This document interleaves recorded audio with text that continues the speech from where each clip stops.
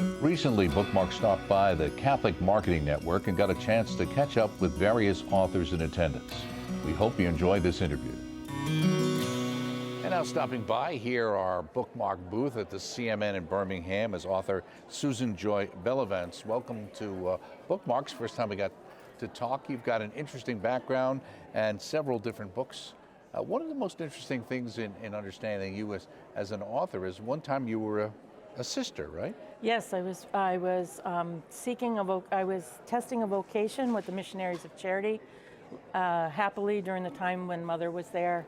So I got to spend a lot of time with her, and when she would visit our home in New York and in Rome, okay. And also she presented us on our clothing day to the John Paul. So let me ask you, what about your experience with them has impacted your work as an author? Love of the Blessed Sacrament, love of the Church.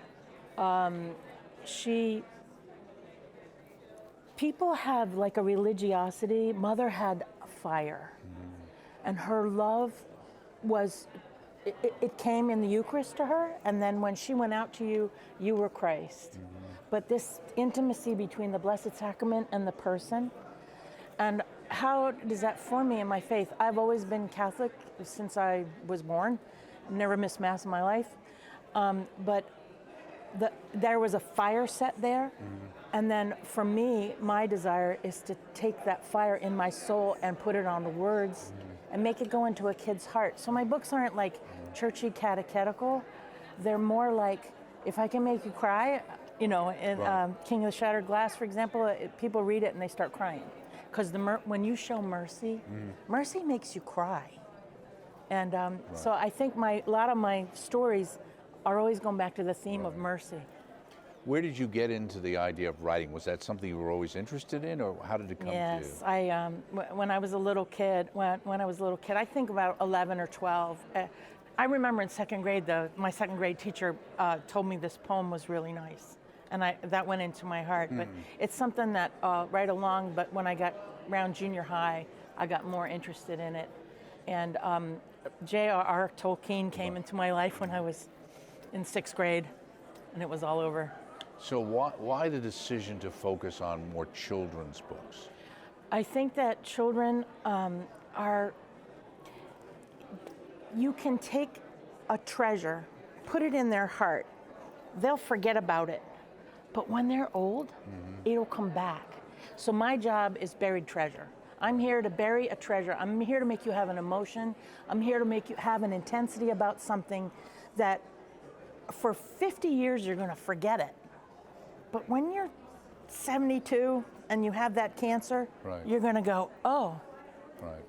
Or even like what that teacher did for you by simply putting on your heart the idea that something you wrote was powerful. Yeah. And that you connected back to that. Yeah. So you alluded to one of the books, King of the Shattered Glass. What's that about? King of the Shattered Glass is set in medieval times when glass was the technology of the day.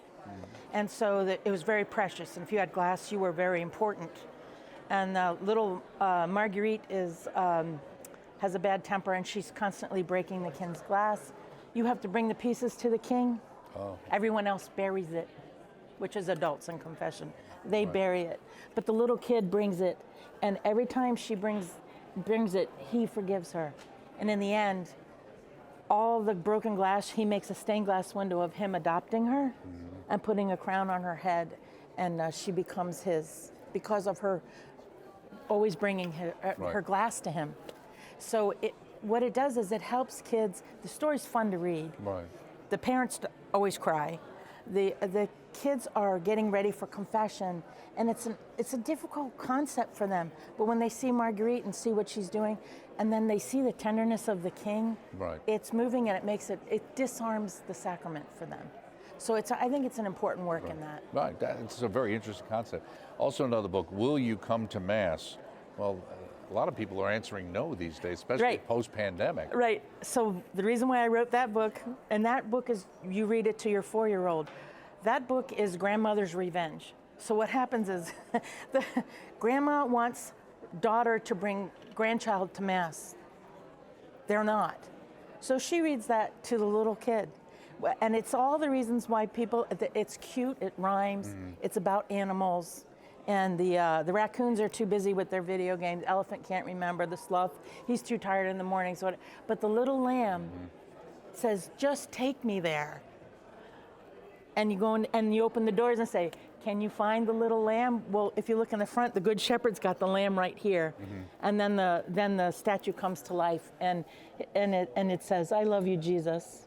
And then he says to everyone who didn't go, let's play.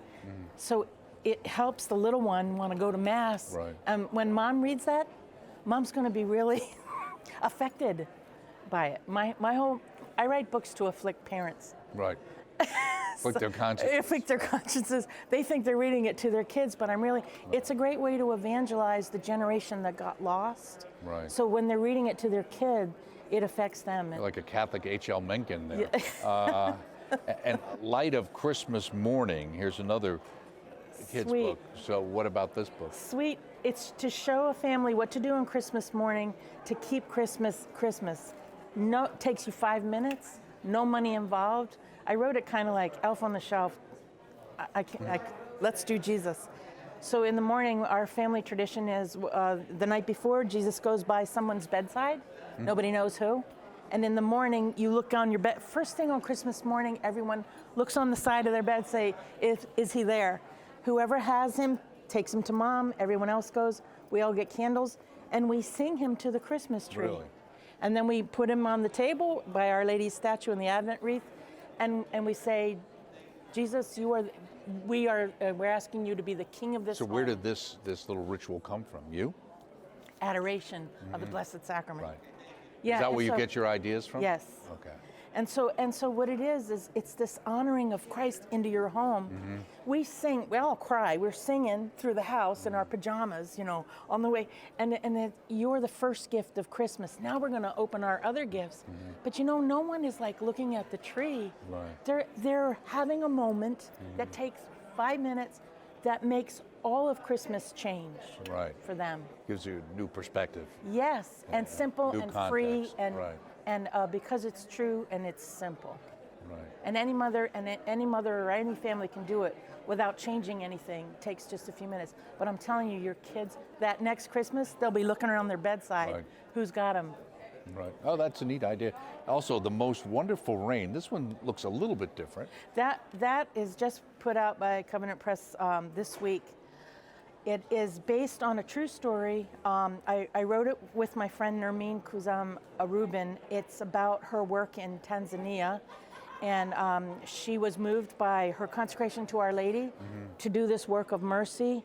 And she raises funds here, and her bishop sponsored one of the wells over there, Bishop Parks. And she goes to Tanzania. There's several NGOs that are Israeli.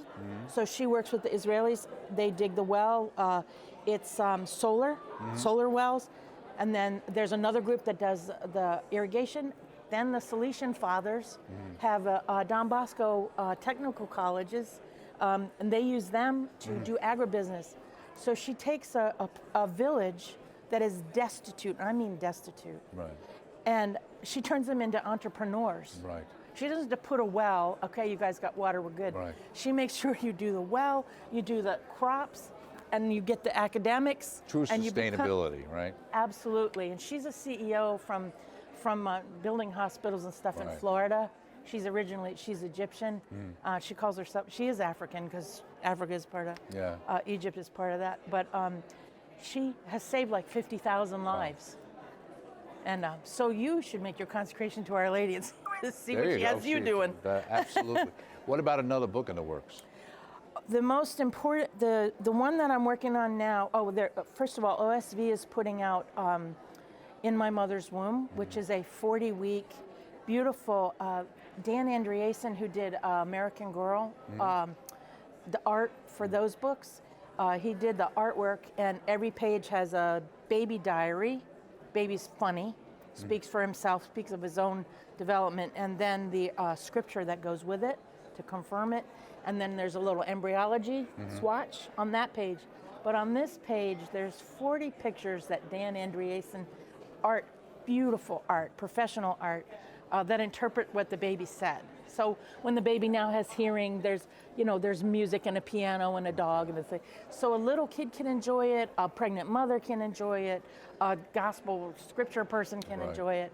It goes across denominational lines, and it is stunning. And we need it now. Right? Yes, we need it now. It comes out in October. Okay. So it's going to touch people on all different levels. Right. And then the one that I'm so keen on right now is When Jesus Speaks. It's and I don't know when my goal is that it comes out in December, and it's about the Blessed Sacrament and the priesthood. Right. Well, maybe you'll stop by when those come out as well. So Susan Joy Bellavance, boy, you keep busy. Yes. All right. Keep up the you. good work and have a good show. To get a copy of the materials mentioned on this episode of EWTN Bookmark, log on to our web store, ewtnrc.com, 24 hours a day, 7 days a week, or call 1-800-854-6316.